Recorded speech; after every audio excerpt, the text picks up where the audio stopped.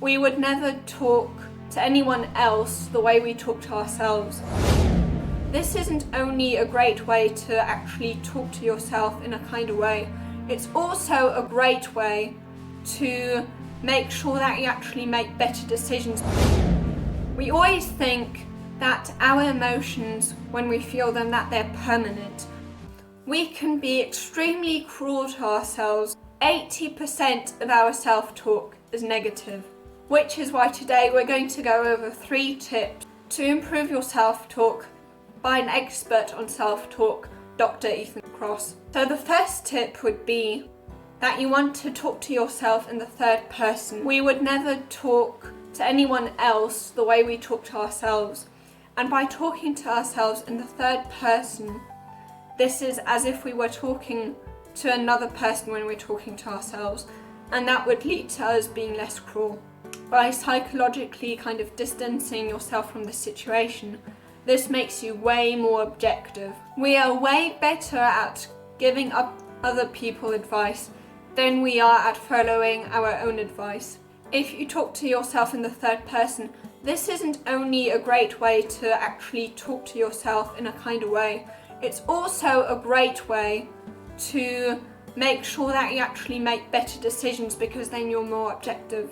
Now, you don't want to talk to yourself in the third person, of course not out loud, all the time though, because when you feel extremely positive emotions, in that case you really don't want to distance yourself from the situation.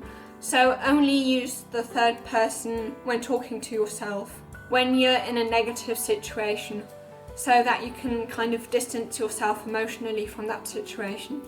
But you want to definitely use the first person when you're having an extremely positive experience, to make sure you're extremely present and extremely engaged in that experience. Now, the second tip would be mental time travel.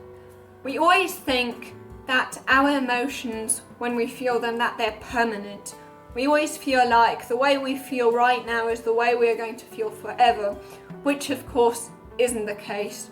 We always think, as Matthew Hussey once said, we always think of our emotions as being the sky that is always there, whereas our emotions aren't the sky. Actually, they're the clouds that are drifted away by the wind. And by doing a mental time travel, as in, for example, when you're in a bad situation and you feel really bad, just think about that this situation is going to change sometime.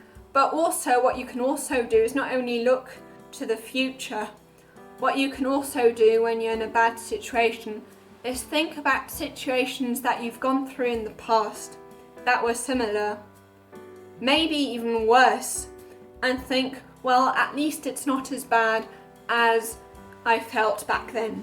And then the third tip would be to make sure that you feel awe a lot of the time. So, for example, by looking at beautiful landscapes or something that really inspires you. Because when we experience awe, what happens is a shrinking of the self. Basically, you feel that what you're going through right now, this difficult situation, doesn't matter compared to all the wonderful things that are out there. It silences that annoying chatter, that annoying inner critic in your head. So if you want to know more tips on self-talk, you can watch this video here.